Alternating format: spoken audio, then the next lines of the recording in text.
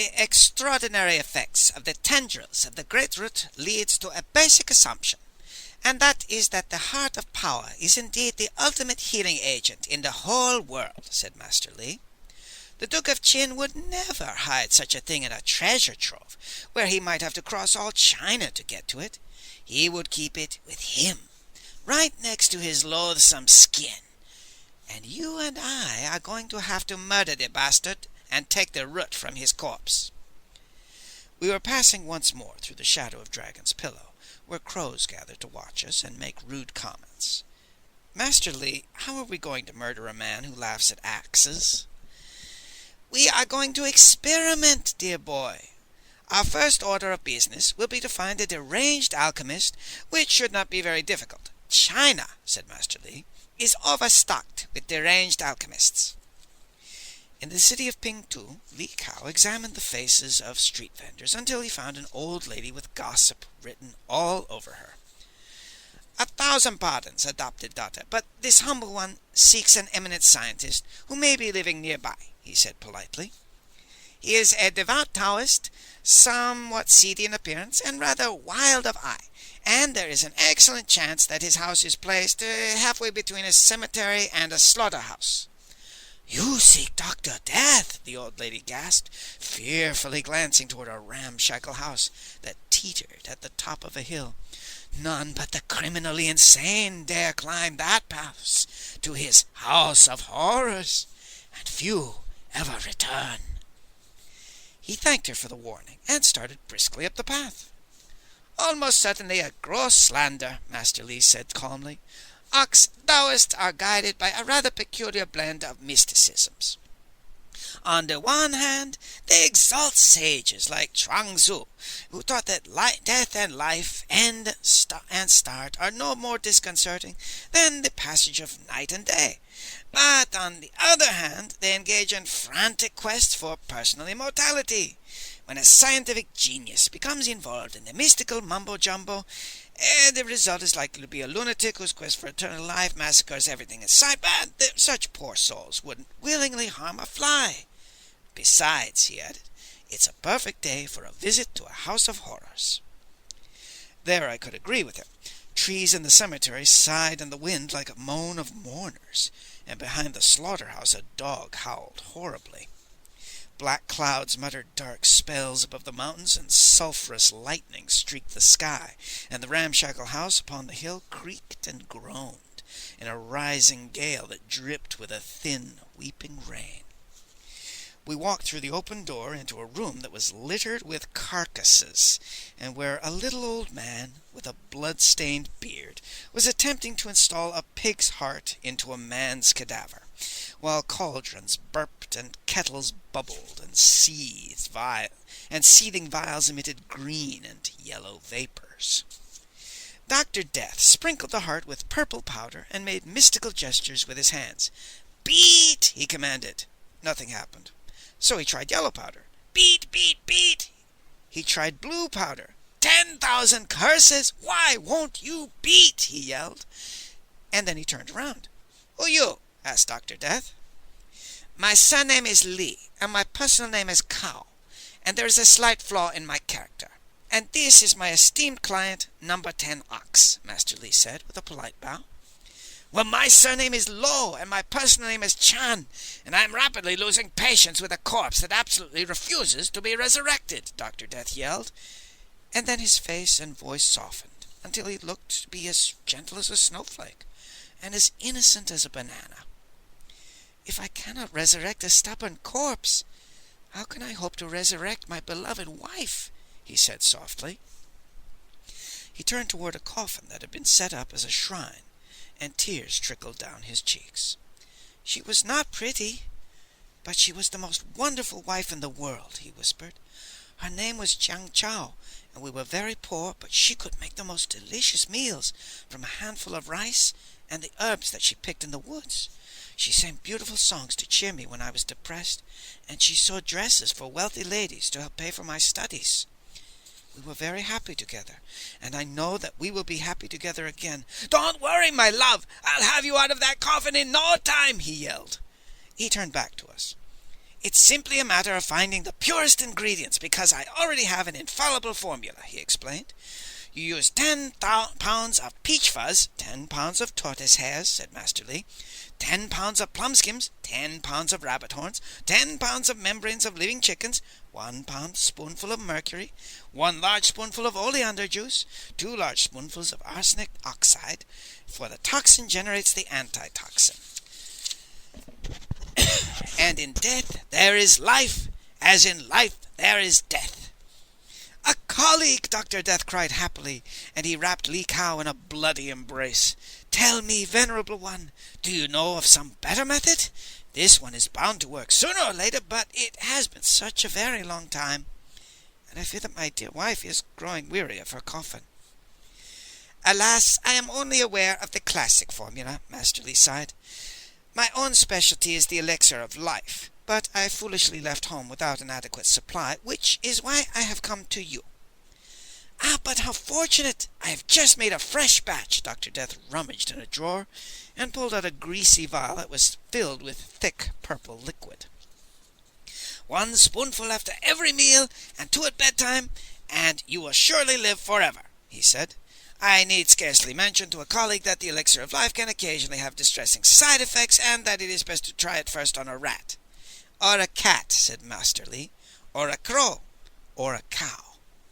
And if you happen to have a useless hippopotamus, actually, I was planning to try it on an elephant," said Master Lee. "A wise decision," Dr. Death said approvingly. "A small donation," Master Lee said, piling gold coins on a table between somebody's lymph glands and lungs. "May I suggest that you employ a professional grave robber? Digging up corpses can be terribly hard work." Dr. Death looked down at the gold with a strange expression on his face, and his voice was so soft that I barely heard him. "Once there was a poor scholar who needed to buy books, but he had no money," he whispered. "He sold everything he had to buy a tiny piece of gold, which he concealed in the hollow handle of an alchemist's ladle. And then he went to the house of a rich man and pretended to turn lead into gold. The rich man gave him money so that he could learn how to turn large pieces of lead into gold, and the scholar happily ran to the city to buy the books that he needed. When he returned, he discovered that thieves had broken into his house. They had heard that he knew how to make gold, and so they had tortured his wife to make her tell where he had hidden it. She was barely alive. He held her in his arms and wept, and she looked at him, but she did not know him. 'But, gentlemen,' she whispered, 'surely you do not mean to kill me? My husband is a brilliant scientist, and a dear, sweet, kindly man, but he needs someone to look after him. What will he do when I am gone?' And then she died." Dr. Death turned to the coffin and shouted, "Don't worry, my love. Now I can afford to buy a better grade of corpses, and—" He clapped a hand to his mouth. "Oh, dear," he gasped, and he turned and trotted over to the cadaver on the table. "I did not mean to offend you," he said contritely. "I'm sure that you will do splendidly, and perhaps it would help if you realized how important it is. You see, my wife was not pretty, but she was the most wonderful wife in the world. Her name was Chang Chao, and we were very poor, but she could make the most delicious meals from a handful of rice." He had forgotten that we existed, and we tiptoed out, and started down the hill in the rain. Li Kao had been quite serious about trying the elixir of life on an elephant. At the bottom of the hill was a poor old beast that was used to haul logs to the sawmill, and its master was not kind. There were cruel goad marks on the elephant's shoulders, and it was nearly starved. We climbed the fence, and Li Kao put 1 tiny drop of the elixir on the tip of his knife blade. "Do you consent?" he asked softly. The elephant's sorrowful eyes were more eloquent than words. "For the love of Buddha," they said, "release me from the misery and return me to the great wheel of transmigrations." "So be it," said Master Lee. He gently pressed the blade against an open wound. The elephant looked surprised for an instant. Then it hiccuped, hopped high into the air, landed on its back with a mighty crash, turned blue, and peacefully expired. We raised reverent eyes to the house of horrors. "Genius!" we cried, and the thin rain wept softly, and an old, cracked, crazy voice drifted upon the cold wind. "In front of our window are the banana trees we planted. Their green shadows fill the yard. Their green shadows fill the yard. Their leaves unfold and fold, as if they wish to bear their feelings. Sadly reclining on my pillow, deep in the night I listen to the rain, dripping on the leaves, dripping on the leaves. That she can't hear that sound again is breaking my heart." I decided that the oceans had been formed from tears, and when I thought of the tears that had been shed and the hearts that had been broken to serve the greed of the Duke of Qin, I was delighted that we were going after him with mayhem on our minds. We caught up with the Duke in Tsingtao, where he was staying at the palace of an enormously wealthy woman whose oldest son served as the Duke's provincial governor, and with lavish bribes Li Kao arranged for us to slip past the guards one night. My heart was in my mouth as I grabbed the vines and began to climb, but then the breeze shifted and an unmistakable fragrance reached my nostrils. I quivered all over. "Lotus Cloud," I panted. "Master Li, my heart will break if I don't see her." Under the circumstances, there was little that he could do except swear and box my ears as I swung rapidly across the vines. When I lifted my head over the windowsill, I saw that Lotus Cloud was all alone. But then my joy turned to ashes. "What's wrong with you?" Master Li whispered. "I forgot to bring my pearls and jade," I said miserably. Li Kao sighed and fished in his pockets. At first he found only diamonds and emeralds, which didn't interest Lotus Cloud at all, but finally he came up with a pearl that he had saved because of its rarity. Jet black, with one small white flaw in the shape of a star. I would have preferred a ton of the stuff, but it was the symbol that mattered, so I leaned over and rolled the pearl across the floor toward my beloved's feet. Soon she will see it, I thought. She will look up and grin and yell, "Boopsie," and all my cares will vanish. She looked up all right, but not at me. "Fear not, my turtle dove," some lout bellowed. "Your beloved Poo-Poo approaches with yet another 100 pounds of pearls and jade."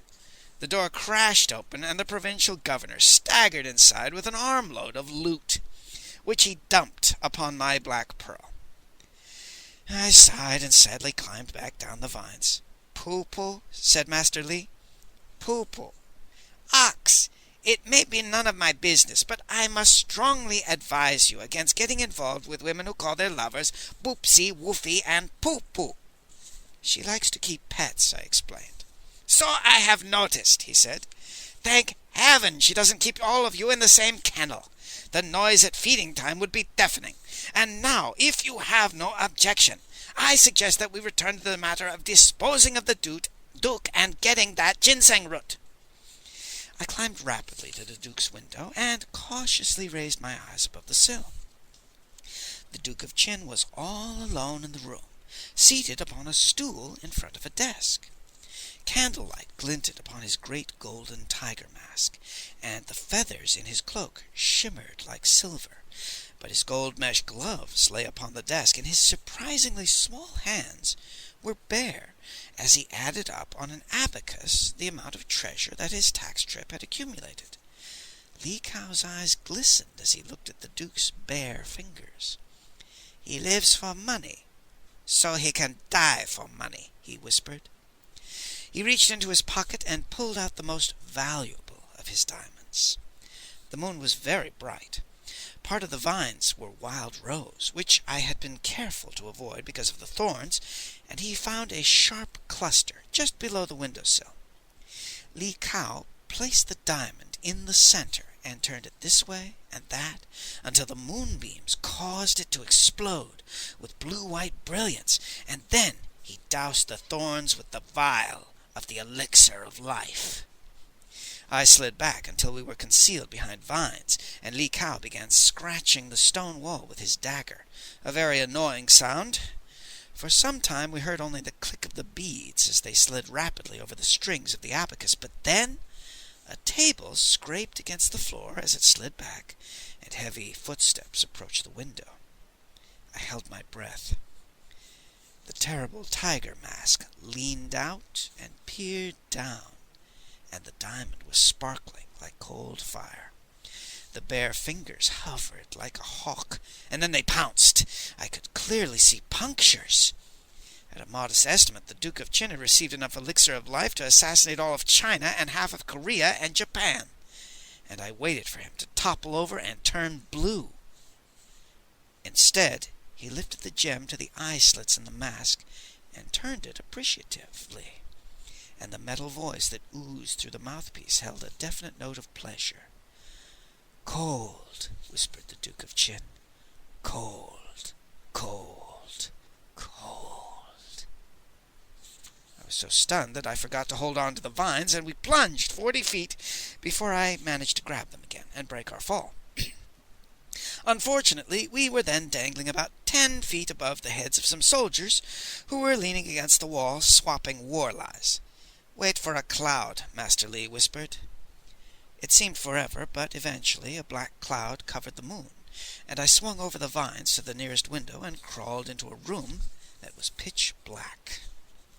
The darkness vibrated with heavy snores.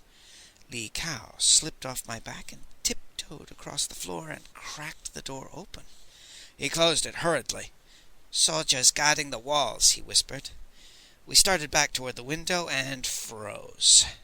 That damned cloud decided to move away from the moon, and we were pinned in bright yellow beams, and the stores stopped suddenly, and a grotesque figure sat up in bed and leveled a gangrened finger. "What have you done with that ginseng root?" roared the ancestress.